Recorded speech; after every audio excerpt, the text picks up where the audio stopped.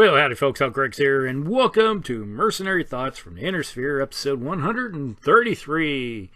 And today we're going to delve into the 3050 Quickdraw and how it's been upgraded with new technology. Now, if you want to go back and look at the old 3039, 3025 Quickdraw from the Succession War, look at episode 27, I think it is. Now, as we move forward, that Quickdraw. Alright, what we have here is a 60-ton mech.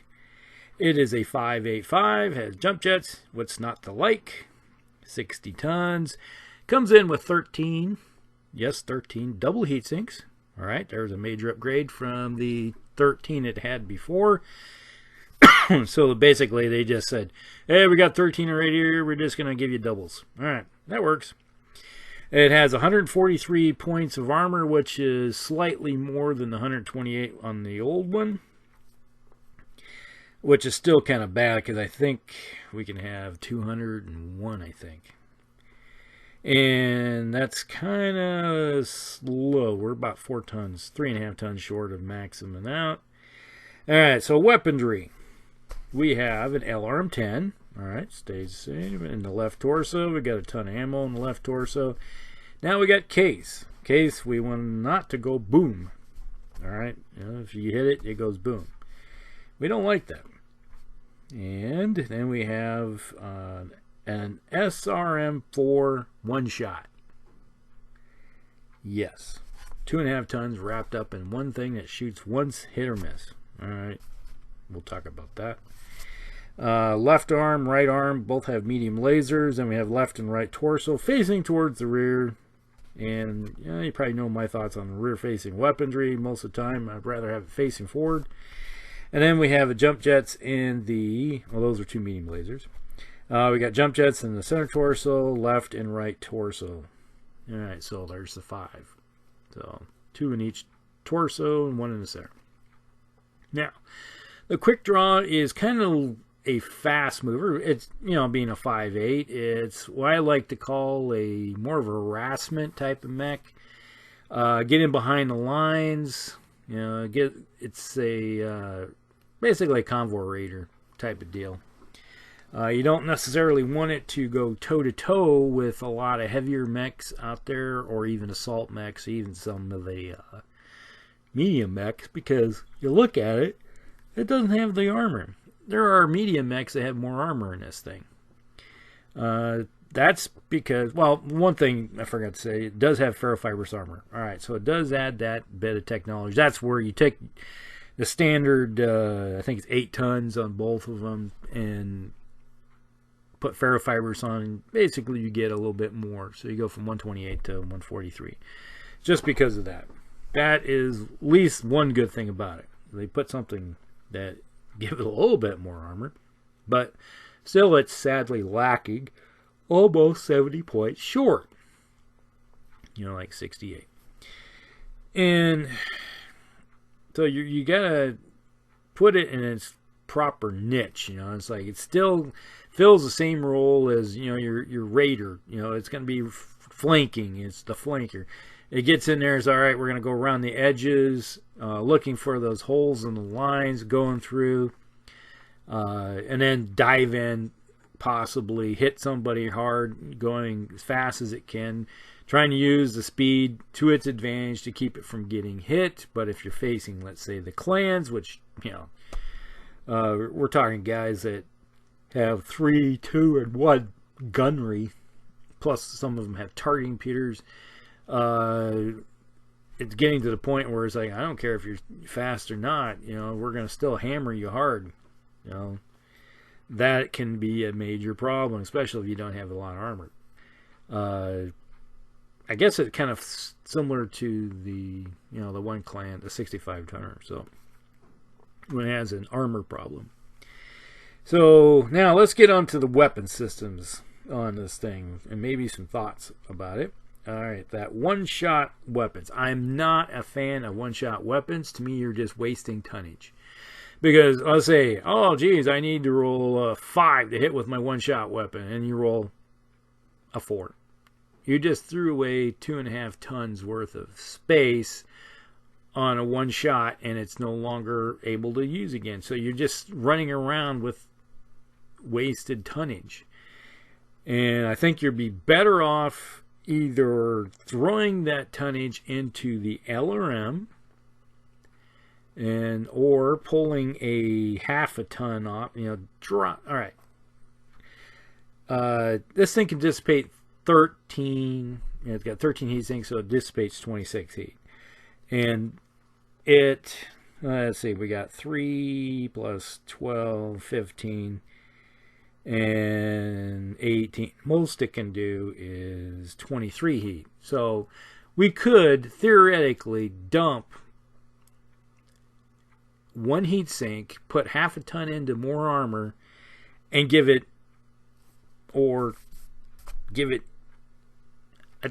ammo for that missile launcher. All right, so you have two choices here. You can throw the tonnage on that SRM into a larger LRM launcher, or you can pull off one heat sink and throw half of the tonnage into a ton of ammo, so at least you can continually fire the SRM. All right, that seems to be a more logical system to work with, because I'd rather have something where I can work a long time shooting with it and then still risk the chance of it blowing, the ammo, because in the long run, you typically quick draws die pretty quickly, hence the name. They can draw a quick line in the sand and fall over it. But so there's my two thoughts: either lose a hit sink and keep the SRM for a long period of time shooting, or throw it into upgrade the LRM-10 to an LRM-15. And it may be the LRM-15 gives this thing a little bit more longer range fire support capability. Throw it into the role as a fire support slash medium or light mech lance commander. One of those deals where you can be running around, and it gives it a little bit more weight behind a heavy light lance or lighter medium lance type deal, where you got somebody in there, they got the speed to keep up with them, and you got an LRM-15 helping out. And heck, you could even, with an LRM-15, maybe if you have a trebuchet or something, toss in with it a 50 tonner, so you got some LRM-15s throwing stuff down range. You could give it the role of a fire support mech that's fast. All right, but no, we got a one-shot weapon on there. Now there's some variants with this thing. We got the 5K, which replaces the LRM launcher with 2 medium lasers. All right, so we want that route, and it gives us 3 more tons. And what did they do? They threw it into 17 double heat sinks. Really? It doesn't need more heat sinks. Especially if and it has more heat sinks for the excessive heat, common modification, and they turn around and have the rear facing medium lasers shoot forward. So it has 6 medium lasers and a SRM. I believe it still has the SRM-4. So you're looking at 21, maybe 28 heat. All right. So if you jump, you might be able to do 21 heat. And it has 17. So once again, you got 6 extra heat you can dissipate. Yeah, maybe if somebody hit you with infernos, you won't have to worry about that. It's kind of going down the sort of the right track, but I think that it would be better off is, it's like, okay, if I know I'm going to cause 28 heat, I only need 14 heat sinks instead of the 17. So I'm throwing 3 extra tons into more armor. I'd rather have 3 more tons of armor added up with the ferrofibers, cranking that up even higher to make this thing last a little bit longer. And then, but still, you have a mech. The 5K's biggest problem is you have to get within 9 to be able to do anything with it. And if I see something like that that's coming my way, and it's like, oh, okay, he's not a threat until he gets within 9, and then he's even at long range. So if unless he has a really good pilot in it, the odds of him doing any damage are greatly decreased. So he might get focused down quickly and killed without even doing anything in the game if he's out in the open and not using cover and concealment and trying to hide behind stuff. Then we got the Quickdraw C, which takes one of the medium lasers and gives it a C3 slave. And I can understand that, but I'd rather drop a heatsink. Once again, I'd rather drop a heatsink for a C3 slave, you know, because I can manage my heat better than most, and a lot of people think. But I'd rather lose a heatsink, put on the C3 slave, and then go to town with that. If you don't move the two from the rear to the front, you don't need all the extra heatsinks, because you're not going to be doing a lot of heat unless you jump, and then still you're not worrying about the heat. All right, so that's pretty much it. That in a nutshell is kind of the Quickdraw. It's not much of a better upgrade, but there's some upgraded technology on it. But pretty much what I ended up doing with this thing is I went to town and dumped the one-shot SRM4, put 2 medium lasers, and then took put more into the armor. And then I know that I'll have turn the other ones to the front, so I have 6 medium lasers and an LRM-10. The odds are you're not going to be firing the LRM-10 up close in a lot of engagements because of the penalties. So let's say you got 6 medium lasers. There's 18.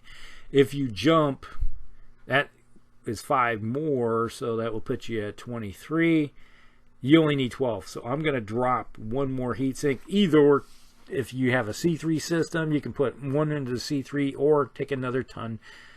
So drop it down to 12 heatsinks and then put 1 more ton of armor on. So you add 1.5 more tons of armor on board. So you got 6 medium lasers and an LRM-10. So at least you can shoot something at a distance.